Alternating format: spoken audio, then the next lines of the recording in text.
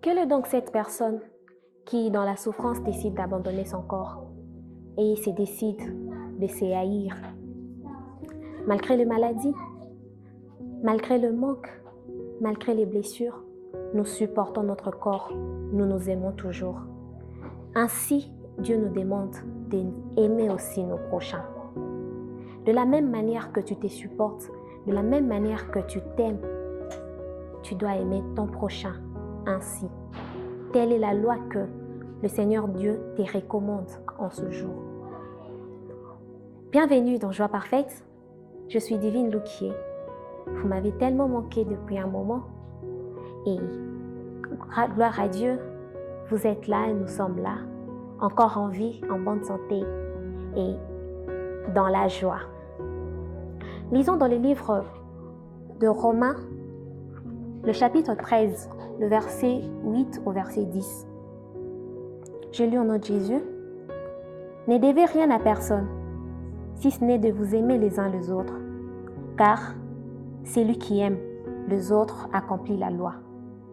En effet, le commandement « Tu ne commettras point d'adultère, tu ne tueras point, tu ne déroberas point, tu ne convoiteras point, et qu'il peut encore y avoir, se résume dans cette parole. Tu aimeras ton prochain comme toi-même. L'amour ne fait point de mal au prochain. L'amour est donc l'accomplissement de la loi. Ainsi est la parole du Seigneur. Quel est le moment où tu t'es dit, aujourd'hui, je vais aller me voler? Non, tu ne l'as jamais fait. Quel est le moment où tu t'es décidé de te faire du mal? Combien de fois tu es tombé malade? Combien de fois ton corps t'a fait souffrir? Combien de fois tu t'es blessé? Il y a des moments où tu avais tellement mal, tu ne sais même pas si ça vient d'où. Mais tu te supportes. Combien de fois tu as commis des péchés, mais tu t'es dit, je peux encore changer. Combien de fois tu as eu de raisons de ne pas croire en toi, mais tu as encore cru en toi. Et aujourd'hui, Dieu te demande, de la même manière que tu t'aimes, de la même manière que tu te supportes, de la même manière que tu te veux du bien, de le faire aussi à ton prochain. Toute la loi que Dieu a donnée dans le livre d'Exode pour un homme envers son semblable se résume dans l'amour. Si tu aimes ton prochain, tu ne vas pas le tuer. Si tu aimes ton prochain, tu ne lui feras pas du mal. Tu ne vas pas aller dire de faux témoignages contre ton prochain. Tu ne vas pas convoiter. Si tu aimes ton prochain comme toi-même, tu n'auras même pas besoin de te demander « Est-ce que ça c'est un péché? Est-ce que ça c'est un péché ?» Non, non, non. L'amour rend les choses faciles. En soi, la loi de Dieu n'est pas compliquée. Les commandements de Dieu envers notre prochain n'est pas compliqué. Si tu aimes ton prochain, il n'y aura pas la corruption. S'il y avait l'amour entre nous, il n'y aura pas eu de guerre, ni de bataille pour le pouvoir. S'il y avait l'amour, on allait être dans la paix, sans conflit, sans problème. Qu'est-ce qui te manque donc pour aimer ton prochain? Qu'est-ce que tu dois encore apprendre pour aimer ton prochain? Si toi tu t'aimes déjà, si toi tu te supportes déjà, tu es l'exemple parfait de l'amour que tu dois donner à l'autre. Tu es l'exemple parfait de ce que toi tu dois témoigner envers l'autre. Si tu aimes ton prochain, pourquoi escroquer?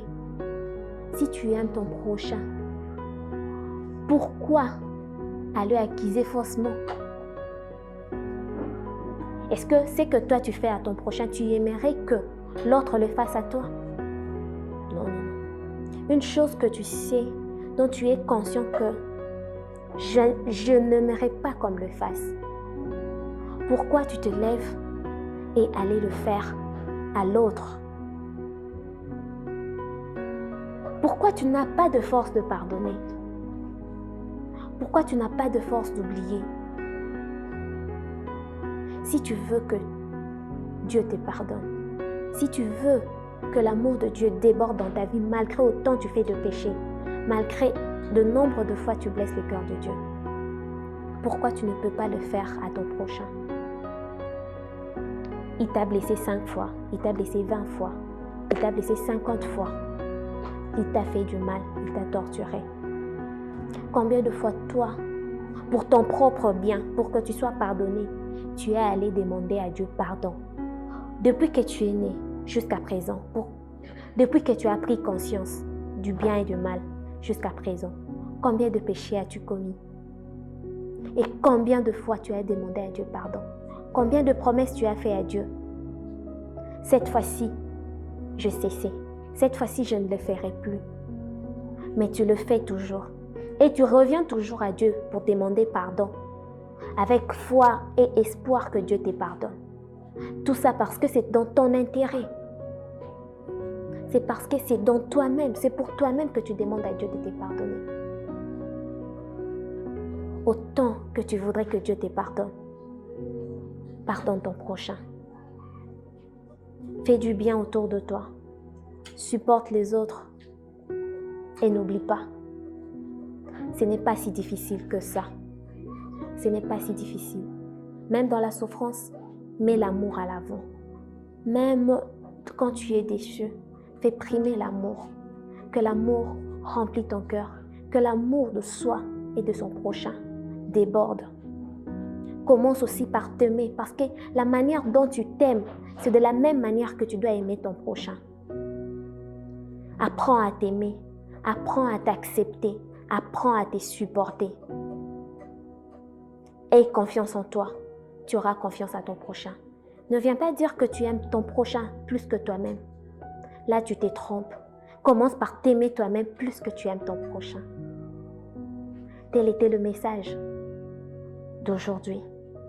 Que Dieu vous bénisse abondamment. Ouvrez votre cœur à l'amour. Ouvrez votre cœur au pardon. Ouvrez votre cœur à la patience. Et le Seigneur vous aidera. Vous allez voir que, en soi, même votre vie sera plus libérée. Vous aurez moins de péchés. Car si tu aimes, il y aura tant de péchés qui seront écartés. Que Dieu vous bénisse une fois de plus, abondamment. C'était Joie Parfaite, je le rappelle encore, Divine Lou qui était devant vos écrans. J'espère de vous retrouver très prochainement dans un nouveau thème et encore dans la joie. Gardez votre bonne humeur et que Dieu vous bénisse une fois de plus. Beaucoup de bénédictions, beaucoup d'amour dans vos maisons, dans vos vies, dans vos familles. Au revoir.